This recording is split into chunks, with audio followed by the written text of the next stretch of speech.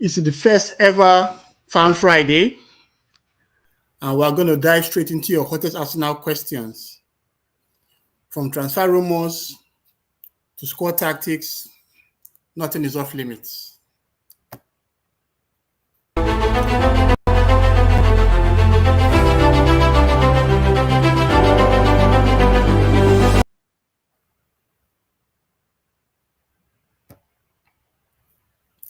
Welcome back to All About Arsenal, and thanks for being part of this stream. So we're going to basically go through all the questions that were asked ahead of the stream, as well as the folks that are going to be in the chat. Looking forward to seeing your comments as well. So I'm going to start with the very first question that was said, which was the Champions League hoodoo. So this was a question that was asked by Darlington Obina Belongo. And what he says was, is there a spell holding Arsenal FC from not winning the Champions League? Or is the coach not the right person to give the players what they dream of? So I won't say there's a spell. I don't think it's about it being a spell per se. If you look at Arsenal's Champions League encounters so far, we have had so many close shaves. The closest we got to was in 2006 when the team went all the way to the final and lost to Barcelona. That was a very amazing run. If you remember clearly, we started with the group stage games against Sparta Prague, FC Thun, and Ajax. Qualified from the group, winning 5 games and drawing concede, if you remember. Then we went in against Real Madrid, where Thierry Henry made a very amazing run that allowed us to game. He took on a couple of comers and scored. Then Real Madrid came all the way to Highbury, and of course it was a 0-0 draw. It was a very tough game. I know Raul missed so many good chances, but unfortunately he didn't score.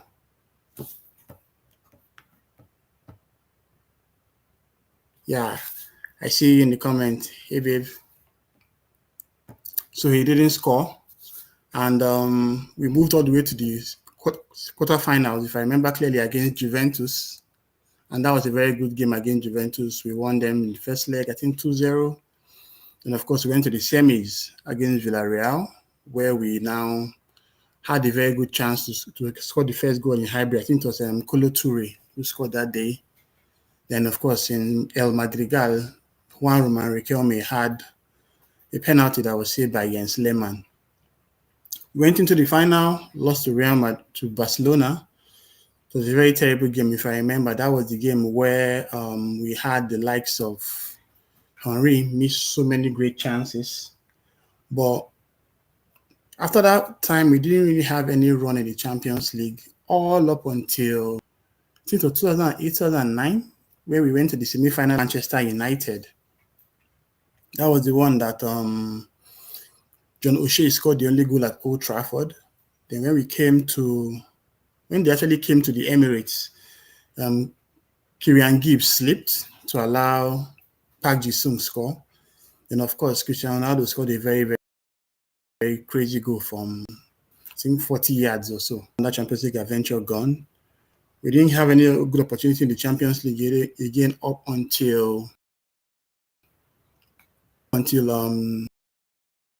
last season. Last season was a very, very close shave well in the group phases. Our first knockout game was against PSV Eindhoven, and then obviously we scored them 7-1 in the first leg, and I think 2-0 or so in the second leg. Rest as we went into the quarterfinals against Real Madrid. That was when we had that amazing goals from Declan Rice when he scored 2 free kicks, and of course we went to the semis against PSG, and we had a better XG than PSG in both semi-finals, if you remember clearly. But it's just unfortunate that we didn't have enough in the tank to see out the win. When you think about it, Martinelli has a very good chance to score, which he did not take. Trossard also did not take. The only chance they had in the first leg, by Dembele. That was early in the first half of that game. And of course, before that, we also lost Partey in the previous game, also played a key role in what happened that day. So basically, is it a spell? I don't think it's a spell. It's down to performances in the day of the competition. You look at a team like Real Madrid, they have not won 15 Champions League trophies by chance. Year in, year out, they have the best players. Year in, year out, they show this level of consistency that is expected, to win that kind of competition. And it's just getting there. It's been it has taken us a serious while to get to this level where we are right now. Especially when you think of the fact that when Unai Emery was in the club, when he replaced Arsene Wenger, we were struggling so badly, and we didn't have this kind of opportunity. But under Arteta, the team has grown leaps and bounds. The team has improved and continue to show the kind of level of improvement that is required at the level that we are now. So to answer your question, Mr. Darlington, Arteta is the right coach to give the players what they dream of. I believe that with what he has done so far, Arsenal has the opportunity, to go far in the competition. Looking at how things are right now, the squad is really good, has really improved. You can see that everywhere around the squad shows a great level of quality, and that's what you need to go over the line in this type of competition. Sometimes you don't necessarily have to be the best. Sometimes results will just go your way as long as you can grind it out and winning the competition. So it's not a case of a spell holding us now. It's just a case of the fact that the club had not necessarily been good enough to win the Champions League. But right now, the squad is better. Right now, the quality we have in the team is more than enough to see us over the line. Will it happen this season? I can't tell. I'm not like a clairvoyant that sees the future to say this is how it's going to be. But I just feel of quality and depth in the squad to take us to the next level. When you think about the fact that when Arsenal played PSG in the semi-final first leg, all we had were a couple of youngsters, Raheem Sterling, and like 2,000 left backs. But that has changed. The squad is now a whole lot better, and I believe that Arsenal is more equipped to handle such when the time comes. So we dream about the Champions League someday. I won't have a jersey with the Champions League badge on it. But it's something that we just have to keep waiting. And that when the time is right, we would take over this Champions League and win it. So that's just my answer to you, Mr. Darlington, that it's not about a spell holding us to win the Champions League, but the coach. It was just about the team at that point in time was not good enough. And I believe that right now, with what we have in the Arsenal can do well enough to win the Champions League.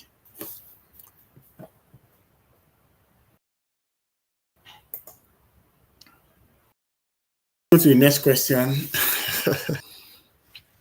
And this comes from Mr. Isibo. And he says, when will you sack and buy Sterling permanently? That's just a joke. Obviously, let's be serious here. I don't think Arteta has done enough to be sacked yet. I think he has grown the squad to the level that we are right now. I think that the opportunity would come for his future to be reviewed if we don't win silverware this season. As we know, Arsenal has spent a lot of money over the years. I think it's close to 800 million or thereabout right now. And the expectations, that come with that kind of outlay. That's why clubs like Chelsea continue to keep sacking coaches and stuff like that. The team has spent a lot of money and they expect to get tons for the money spent. Declan Rice alone cost us £105 million, and that was a lot of money. So I think Ateta's future will be revealed probably at the end of this campaign. I think the patience of the fans is wearing thin, so they still give the coach the much support that he deserves. But I think that if he doesn't deliver a trophy this season, there could be questions, there could be calls, for his head per se. Because yes, we've clearly seen the progression we've made under him. When he joined the club from Unai Emery, Arsenal was 12th as of December 2019. Obviously, he tries to rack a good run of results, and we finished in 8th place. In his first full season at Arsenal, he finished in 8th place as well. In the 2021-22 campaign, he finished in 5th place. So you could see the progression from 12th to 8th. In the last 3 seasons in a row, he finished in 2nd place, and it was a case of him being very unlucky, especially in the 23-24 season, like the one before the last season, where Arsenal basically went all the way to the final day with Man City before losing the league. All it took was the bad run of results in December when we lost to West Ham and Fulham. Then the club went to Dubai, had the great warm weather training, came back refreshed, and they were churning out results, winning a lot of teams, like a 0-0 draw. And I wish the chance that Trossard played the entire, that would have, really helped us. But obviously that didn't happen. Then we now went to the game against Aston Villa, where Unai Emery, played spoiler for us. We had good chances in that game to see up the challenge, but we didn't capitalize on the chances we had, and we're made to pay for it. Last season was worse. Series finally caught up with us, because those that watch the team very well know that Mikel Arteta continued to play the same set of players week in, week out, and basically ran them into failure. In 22-23, where Arsenal led the Premier League for 248 days. For 248 days, the first person to have a first major injury was Gabriel Jesus, although that happened in the FIFA World Cup in Qatar. So you can't really blame the club for that. I'm sure he probably had the injury a while, but he decided to still represent his nation, which is understandable. But when we lost Takehiro Tomiyasu and William Saliba in the game against Sporting CP, the Europa League round of 16, the season derailed from there, because that's what Tomiyasu wasn't a regular. He was a backup option. But losing Saliba meant that we had to summon Rob Holding to play. Kivio just in time, so he wasn't trusted enough. He was still acclimatizing to life in England. And in hindsight, I really wish it was him that got the nod to play instead of Rob Holding. Rob Holding was someone that had been a benchman for so many years, and the only opportunity we finally gave him to, play in the terrible. His connection with Gabriel didn't work. And it's just funny, because if you think about what happened with Gabriel last season when he got injured, he came into the team and he formed a very good partnership with Saliba towards the end of that campaign. So Arsenal fans even had the confidence in a player like Kivio. That's why even this summer, when they've been talking about him, fans have not been happy about that, because he's someone that they know can provide the right level of depth to do well for us. But the season we lost to Man City 2023, you couldn't blame anyone. We're just coming from finishing in 5th place. So even challenging for the Premier League was a welcome surprise. The fans loved it. Arsenal actually played very well that campaign.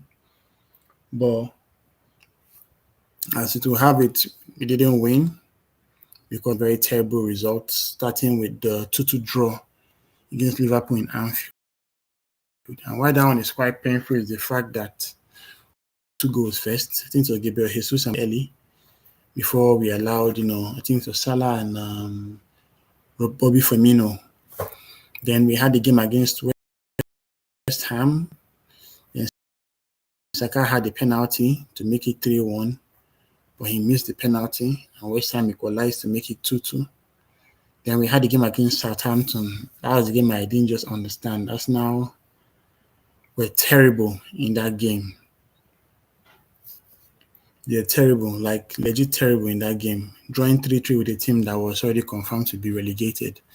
And why that game really pissed me off was the fact that Southampton had lost like, I think, 6 or 7 games prior to coming to the Emirates. And as now they got that draw against us some more games. And when you think about the fact that one of the goals was when Aaron Ramsey just passed the ball to Karas when he had, a chance to play the ball to Rosie or play to the other end. It was very annoying. But that's just what it is. Then, of course, we now went to play against Manchester City, and that was the one that, killed the entire thing when they beat us 4-1. From there, we just derailed. We still lost to Nottingham Forest, we lost to Brighton. But you could tell that, the motivation had died from the team. They, lost those games. Last season was a whole lot different. Arsenal had some terrible injuries. Jesus actually struggled with injuries early on in the campaign. Bukayo Saka in December 2024. That was when Arsenal played Crystal Palace. Yes, we won 5-1, no doubt, but losing Saka was a very bitter pill to swallow. One, we didn't have the right level of depth to replace him because Raheem Sterling was a non-entity. He was a terrible player. It was shocking to see, the kind of player that we had in him. And what kind of breaks my heart is the fact that he's someone that's played in Liverpool, Manchester City, and Chelsea, and is very experienced. But when he came to Arsenal, he lost human being, and obviously, I wish him the best in his future. So there was no way in hell, Mr. Isibo, that would have bought Sterling permanently. He didn't even show any leadership. Especially with the fact that with Saka getting injured, someone like Sterling would have been an ideal replacement. But in all the games he played, he was terrible. Like, he was legit terrible. Even when we give him a penalty against Girona in a dead rubber Champions League game, he still found a way to miss. That was just shocking. As expected, we did not retain his services. He was sent back to Chelsea. And at the time of this broadcast, Sterling is still at Chelsea. Obviously, he's on very, very massive wages. So you won't expect any same team, to go, unless maybe it's PSG or maybe Saudi or Qatar or something, or MLS, like what Son just did. So the question is, when we sack Arteta, I would say it's not a definite time to sack Arteta. What is just key to see here is that if he doesn't win the Premier League this summer, there is a high chance that he could potentially, I won't say be sacked, but at least his future will be questioned. With where Arsenal is right now, we expect so much from the players, we expect so much from the team, and even as things are right now, we believe that we are good enough to win the Premier League. Yes, our rivals are also doing well in their own Liverpool buying Ekitike and trying to get on are going to help them win the league. I know they are going for Alexander Isak now, the first bid of it, but Arsenal is one of the best teams in the Premier League, and we should have enough in the tank to see off, the threat of the other teams. Now we have the right level of depth. Now we have the right quality to win the league this year. I think it's time to really question the future of Arteta. So the next question here is from Tortuga, and he asked, what do you think is the solution to Arsenal hardly using the middle? And this is actually a very good question, come to think of it. The way we play is always from the wings. We have the two basic attacking units. The right unit is composed of Saka, Odegaard, and Timber, while the left unit is mainly the box midfielder, who is Rice, and the left winger, who is always isolated, Martinelli or Trossard. The left back doesn't overlap him to support the midfield, and that allows Declan Rice to bump forward, just like how Xhaka was bumping forward in his own time back then. So this is a good question. The key thing is that why we from the middle is that we don't even have the personnel that attacking from the middle. And that's where a player like Iberichi Eze comes into play.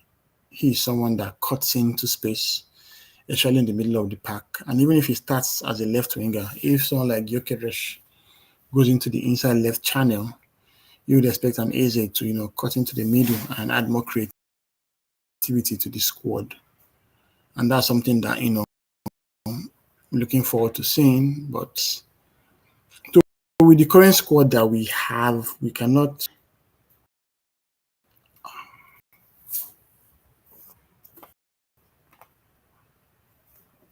we will not cannot fact that we would play better. In fact, I will play like Eze in the team. So I think about that.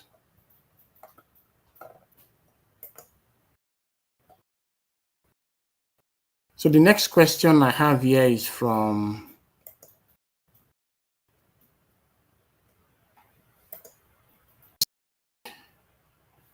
and he says he has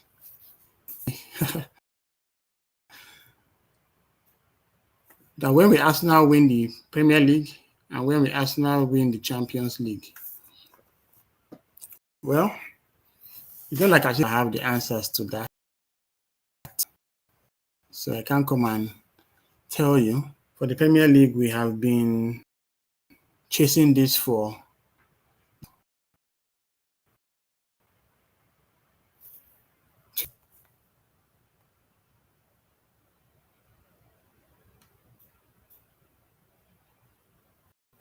while for the Champions League, we have never won it since its inception. So I can't tell. I really can't tell, to be honest. I really can't tell. Like, it would have been nice to win the Champions League, at least just once.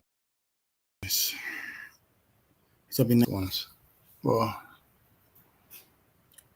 it's not a case of us not being good enough, because we've had some close shaves. But if you look at recent campaigns, there was even a period when we're not even in the Champions League for a while. There's also another period when we were always going out of the group stages. No, the knockout round consistently. And it was to teams, funny looking teams. But I think the quality has really improved. And we are going to challenge the same way we challenge for the Premier League this season. I don't think we are not good at that. It's something that we are going to keep aiming for. You can see the ambition that the likes of Josh Kroenke have for us and all that. And with that ambition, it's very evident that they want to go all the way. With that ambition, it's very clear that they have plans, to do so much more. And that's where we need to, focus on. Arsenal has enough in the tank to win the Premier League. Arsenal is a team that is good enough to challenge for the Champions League. But we need to build the consistency. We need to, continue to work hard enough to get to that point where, and that's what we aim to be. Then we have a question from Ken. So he says, should we be worried like Aki and Kelechi, or should we be calm like Blade and Jay, or should we sit in defense like? So this is a three-pronged question. The first one is, should we be calm? I don't know. I think we should be calm. I think Arsenal has enough in the tank to, do what is required to win the Premier League. And let's look at the preseason games and see how, we fared in them. The first preseason game was against AC Milan, the 7-time European winners. And what did we do? We bust them over the park. Like, Arsenal played so well against Milan. We had 23 shots. Milan had just 9. Milan's goalie was like basically the man of the match because he made so many saves.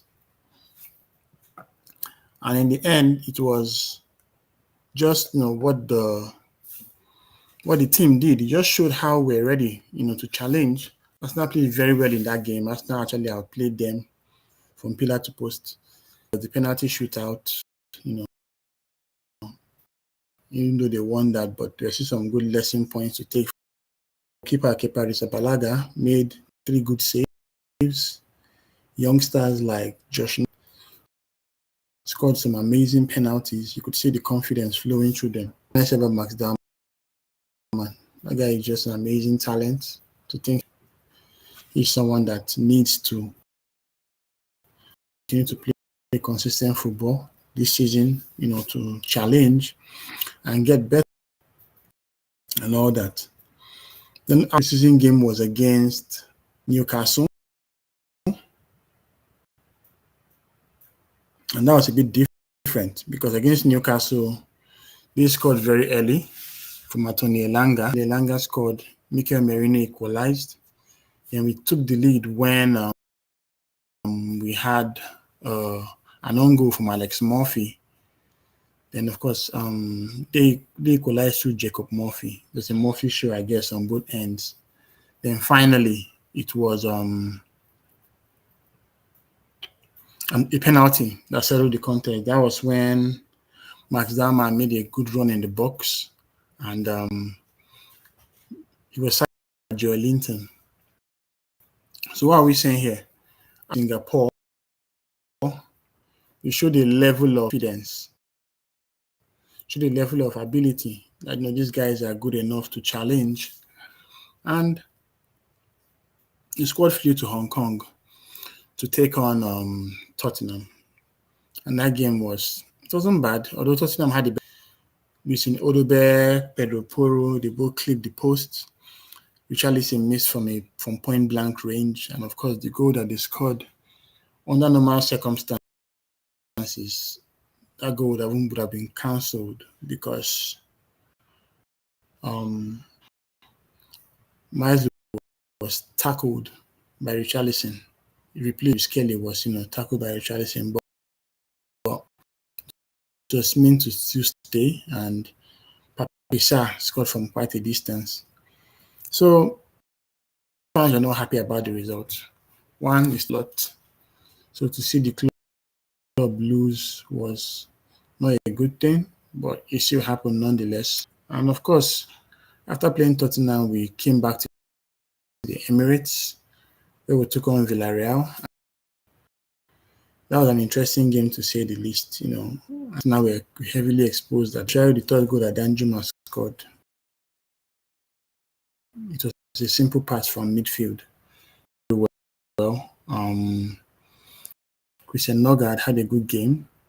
Max Dahman, of course, continued to play to God, but at the end of that game, it was just 3-2, and after 2 wins in Singapore, we've had 2 back-to-back losses. Some would say just preseason, but I think that we have to be mindful about preseason. like that. It's something that you have to use for your preparation. It's something that you have to use to look at your players, look at your tactics, and focus on all that. And yes, of course, you can ask your questions in the chat. Prior to coming into the stream, or you can also take some questions from the folks that are on the chat as well. So, like, as it stands, I'm not concerned per se that we have signed 6 players in different positions, and we need to acclimatize to the team, learn how we play. One key signing was Victor Gyökeres. You know how we chased him pretty much all summer. Fighting between him and Benjamin Sesko. Sesko united, all well and good. But I think I'm happy with Gyökeres. I'm sure that he's going to help us. But what is key, play to his strengths. Looking at how he played in Sporting CP, he was always going to the channels, making those passes. But what I'm thinking with the fact that, yes, he played alongside Martinelli and Saka against Villarreal, but we didn't play with our first choice midfield. Just Waneri, Merino, and Nogard. So I'm thinking that our game against Bilbao tomorrow, we'll probably see like our strongest lineup, the team that we potentially start against Manchester United. I would expect to see David Raya in goal. He will be our top choice left back for the season, although Calafiori is still struggling with injuries. And Zinchenko is probably from leaving the team back in that game against Bilbao in the first half. Then the team battle between Ben Timber and Ben White. I think 2 of them are each other well, and that kind of competition will only be good for the squad. These are 2 quality players. But from what I watched last season, Timber is ahead of White in the pecking order. White is a great player. I'm not disputing, but I think Timber would start ahead of him. Of course, in central defense, you have Gabriel and you have Saliba. Gabriel is still working his way to full fitness. He might not start. As now we want to ensure he'll be fit enough to play at Old Trafford. Because if Mane sign Sesko against us, we will the physicality of Gabriel. If we want to even stand a chance in that, Gabriel and Saliba are basically the best pairing in the Premier League. Arguably one of the best pairings in Europe. 2 or 3 seasons. Arsenal has kept the golden boot, and Gabriel, has kept go of the fact that he's a player and the defense do their bit as well. I would expect the likes of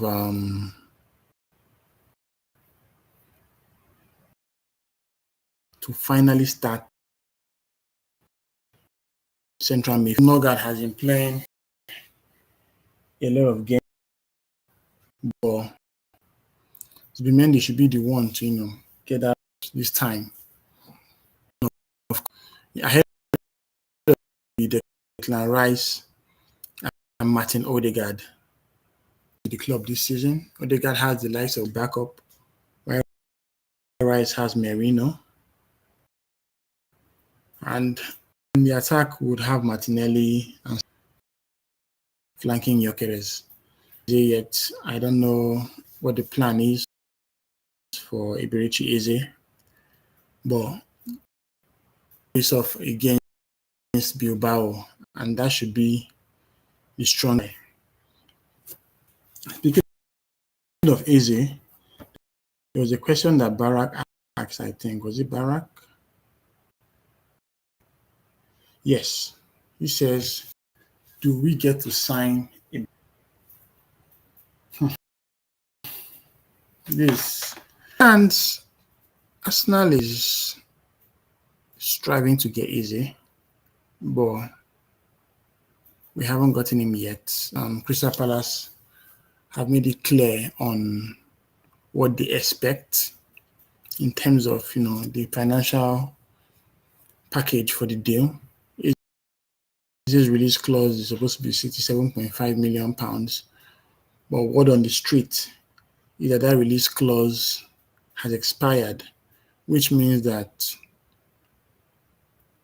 anyone trying to sign him now will have to basically negotiate with Crystal Palace to get a good price. There's been talk of them wanting £35 million upfront, while the rest of the money can be paid in installments. And that's what we're thinking about. If Arsenal can go for Eze, it would be a good move. Okay, we just have Jide Kola on the chat. And what is he saying here? He says, just give Arsenal the league. Just give the league to Arsenal. The league is secured. See all the players you're parading. Well, yes, Jide, we're parading a couple of good players to also that, but our rivals are also doing well. Liverpool spent £130 million on Florian Wirtz, Luis Diaz, right? They have Hugo Ekitike, who's another outstanding player coming up, and they want to sign Alexander Isak. So if anyone is to talk about securing the league, it should be Liverpool, even bearing in mind that they are the ones that are even the defending champions right now. So I don't think they will give us thing that, the team should have enough in the tank to challenge. But what is important this time is that when it comes to injuries, they are in a better position. We're not going to, be in the same style where we struggled last season. And one player that can actually give in the Premier League would be Iberichi Eze. He's someone that is a maverick. He's someone that Arsenal fans would love in the team because of how good he is. And, we keep hoping that a player like him would opportunity. So Jide Kola is saying that we should not fold. The Gunners must not fold. I don't know, man. We have been folding for many years now. So if they fold this time, I don't think anyone. We have really had so many times when we've bottled the league, especially 2 seasons ago where we were ahead so many points. I think it was like 7 points or thereabout. But the lads struggled. But this season is going to be a whole lot different because if you add Iberichi Eze to the squad, it will mean that we'll have 7 players coming this season. We'll have Kepa in goal, who gives us a very, very good depth and competition for Raya. Arsenal has shuffled goalkeepers times and times without number. But right now, we are settled in that department. Like, if you want to go all the way back, you'll be outstanding to see how many goalkeepers have passed through the team. When you think about the fact that we first had Jens Lehmann, when Seaman left, then we had Ammonia, Chesney left, we had Ospina, there was Fabian in there. After Ospina left, we had Peter Cech. After Peter Cech left, we had Ben Leno, and there was Martinez somewhere there.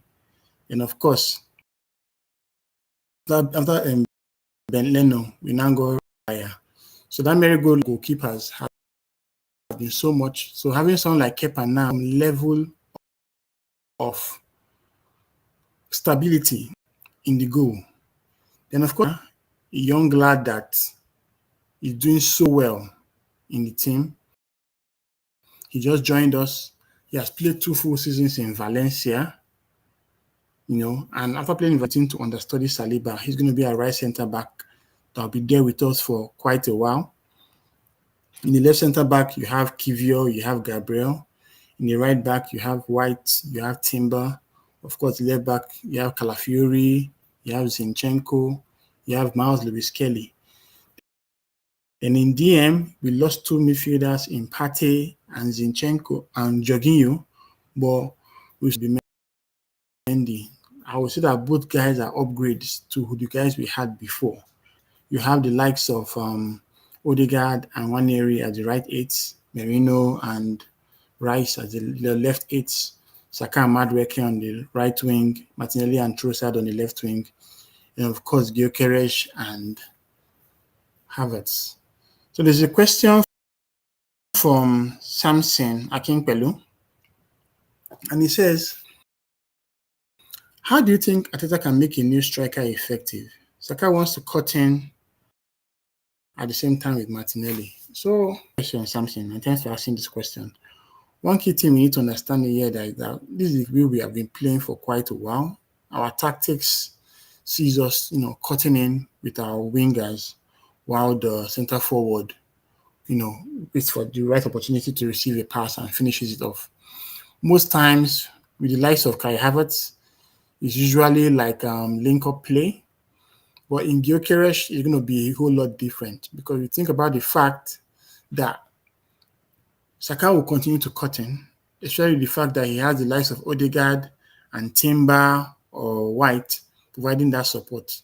And it's because of the fact that he cuts in a lot, he creates chances for his teammates, he tends to shoot some of them himself, and the output that he had been given has been very evident for everyone to see how good he is as a footballer. Martinelli, on the other hand, cuts in too, but the difference between Martinelli and Saka, that Martinelli continues to put his head down. He's someone that we have been waiting for many years to see whether he proves offensively or what struggles with him. So I believe that Gyökeres is going to be, because one key thing he used to do with CP was that he cuts a lot into the inside channel, dragging center backs with him. And when he does that, he allows the winger to cut in. So someone like Martinelli now would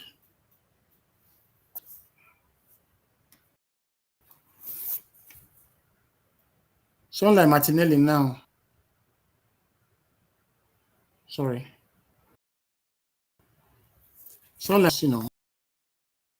do better when Gyökeres, and that's where we'll continue to with. So that's the style that we are playing right now, and I expect that Martinelli would still cut in the same way Saka cuts in, but space for them to cover. So thanks for the question, Samson. So looking at our squad depth, I think Arsenal has enough in the tank. I think where we stand now, it's really good, but in a good place. The squad is doing a whole, and we can actually challenge for the Premier League this season. So I'll be taking maybe one or two more questions. We call it a day. I've been here for 45 minutes. So if there's any other person in the chat that has a question, I can take it now before I call it quits.